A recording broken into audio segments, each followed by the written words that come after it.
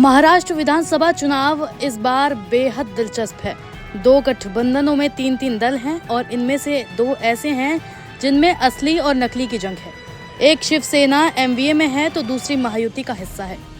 ऐसे ही स्थिति एनसीपी की भी है। इस बीच अजीत पवार की एनसीपी के नेता नवाब मलिक के एक बयान ने हलचल बढ़ा दी है।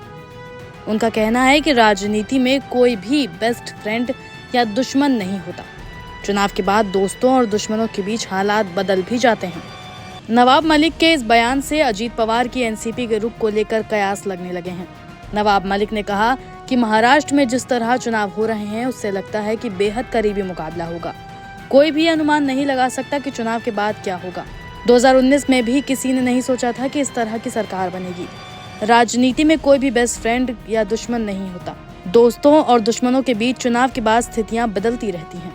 जिस तरह से महाराष्ट्र में चुनाव हो रहे हैं और एकदम कांटे का मुकाबला है, नतीजे के बाद क्या होगा आज कोई भविष्यवाणी नहीं कर सकता। 2019 में जब नतीजे आए किसी ने सोचा नहीं था कि इस तरह की कोई सरकार बन सकती है। और राजनीति में कोई किसी का परम मित्र परम शत्रु होता ही नहीं। परिस्थितियां दोस्त दुश्मन बदलते रहती हैं। नतीजे के बाद कुछ भी हो सकता है। कौन किसके साथ जाएगा आज कहना मुश्किल है, लेकिन ये बात सच है कि अजीत पवार जी ये किंग मेकर होंगे, हमें पूरा विश्वास है। आप किसके नाम पे वोट मांग रहे हैं? आप तो महायुति में हैं। मैं अपने नाम पर, अपने काम पर, अपने विचार पर वोट मांग रहा हूँ।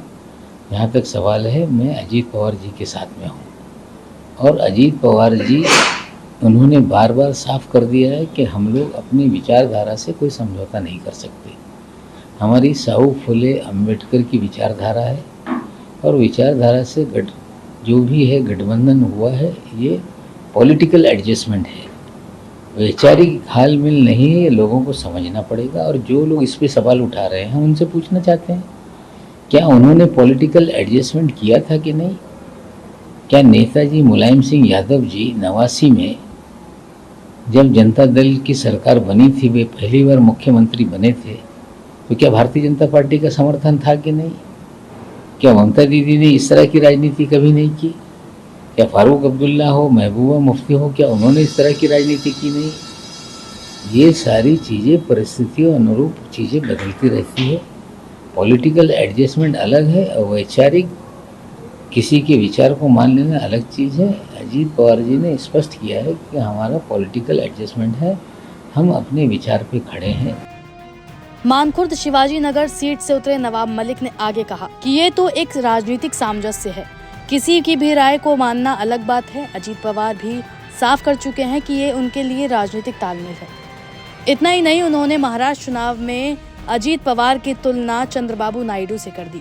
नवाब मलिक के बयान के बाद से हलचल तेज हो सकती है, क्योंकि उन्होंने स्थायी दुश्मन या दोस्त ना रहने की बात कही है। इन सभी का संकेत माना जा रहा है कि चुनाव के बाद की स्थितियों में अजीत पवार कोई भी फैसला लेने के लिए स्वतंत्र होंगे। बता दें कि नवाब मलिक से पहले खुद अजीत पवार ने भी इसी तरह के बयान दिए थे, जिससे कई तरह के कयास लगाए जा रहे थे।